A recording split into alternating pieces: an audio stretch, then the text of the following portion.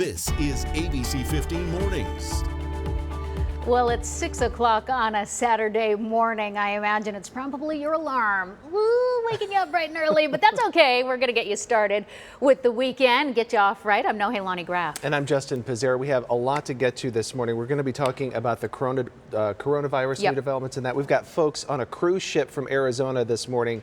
They are quarantined on that cruise ship. We're going to be talking about that. Imagine. Yeah. Also, 2 police investigations happening in the valley overnight. It's been a tough night. So we're going to kick off our big weekend also and kind of bring you up as well because the Oscars. So we don't want to leave you with all bad news. We've got some great news too. The Oscars, so much fun. We're looking forward to because you can watch them right here tomorrow night on ABC 15.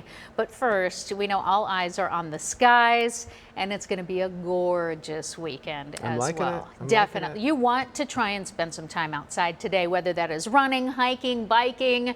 Just do something. Go do your yard work if you have to. It's chilly to start this morning. We do know that. We're in the mid-40s across much of the valley. Now Goodyear's temperature registering at 45. Same in Mesa as well as Phoenix. If you're one of the marathon runners in Mesa this morning, definitely going to need that longer sleeve as you start off because we're going to be chilly through the 9 o'clock hour. We're in the 40s. By 10, we're in the mid 50s. And then the middle of the afternoon, 2 o'clock, when you're getting all your awards, we work our way into the 70s. You're going to be feeling great. You're going to be loving life, and we're excited for you. I'm going to talk about just how much warmer, because I don't even think 71 is where we top out today. So I'll talk about that high forecast that's on our way coming up in just moments. New developments this morning in the coronavirus outbreak. The first U.S. citizen has died from the virus in the Chinese city of Wuhan.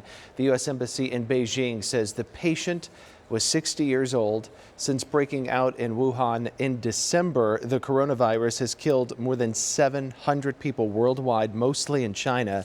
Tens of thousands of people have been infected in 27 countries and territories. And for one Arizona family, their vacation turning into a complete nightmare after 61 confirmed cases of coronavirus were found on their cruise ship this week. A Valley woman tells ABC 15 6 of her relatives are stuck on that ship, pleading for a safe return. I want my family home. They deserve to be home.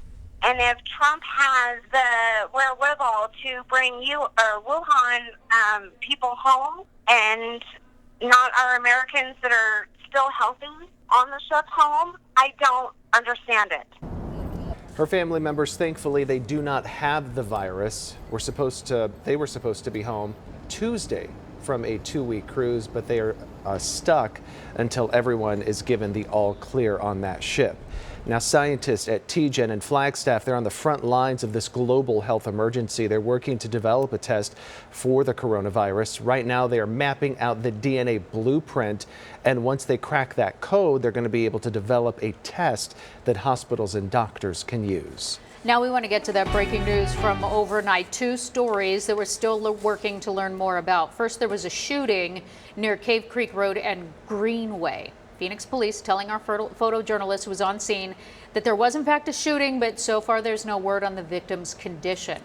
And then over in Glendale, that's on the right side of your screen near 59th Avenue in Northern, you can see the crime scene tape is up, but 59th Avenue has just opened back up between Glendale Road and Northern after a serious crash happened there, and there were some closures overnight. Meantime, we've reached out to police to get more details about what caused that crash.